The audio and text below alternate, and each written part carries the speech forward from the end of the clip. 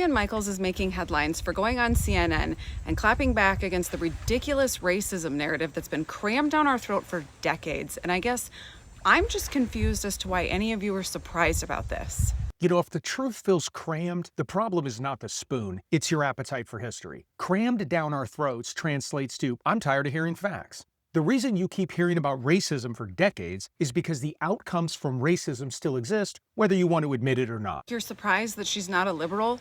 Because, I mean, she has to be one because she's gay, right? Because that's the narrative. Conservatives are homophobes, right?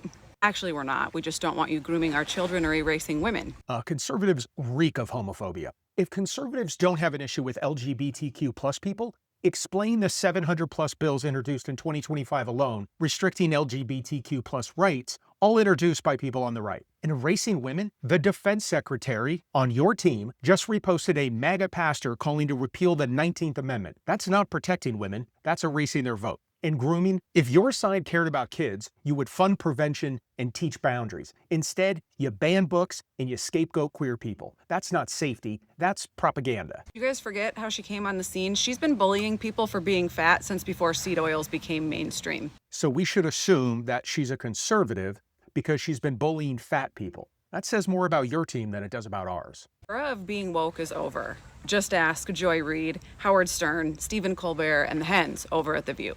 Colbert was canceled? I thought you guys hated cancel culture. Conservatives have gotten too comfortable thinking you're the majority. You're not the majority. You're just loud. And Colbert was not canceled for being woke. That's another Fox News headline. Your thin-skinned orange man used his leverage to block an $8 billion merger because Colbert teased him too much. So Paramount says, we won't renew Colbert. Merger gets approved. And Howard Stern, he wasn't canceled either. He signed a 5-year, $500 million deal in 2020. Now it's 2025. That would be the end of a contract, not a cancellation. In The View, they're still #1 in daytime, so your woke is over eulogy needs better research. America is sick of being fed absolute absurdity on a platter.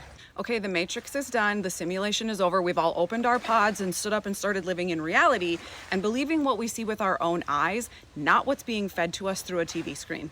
You know, believing with your own eyes would be great if you actually looked. Jan Sixers were rioting, but you saw them as tourists. Trump is a con man, but you see him as a savior. Elon did a Yahtzee salute, but you saw someone just trying to say thanks. You see your values as universal, so everyone else must live by them. Your eyes are not better than evidence. You have to actually ignore what happened on camera to defend your politics. And that's not truth, that's fandom. The tides are shifting, and when Sydney Sweeney squeezes her skinny white ass down the chimney, she's gonna find the jolliest bunch of mahars this side of the GLP-1 clinic. You keep insisting you don't radicalize anything, but then you build your punchline on a skinny white body and a dehumanizing insult. Thanks for proving the point. Here's the split. Liberals want to live how we want to live and let you live how you want. Conservatives want to live how they want and make everyone else do it too.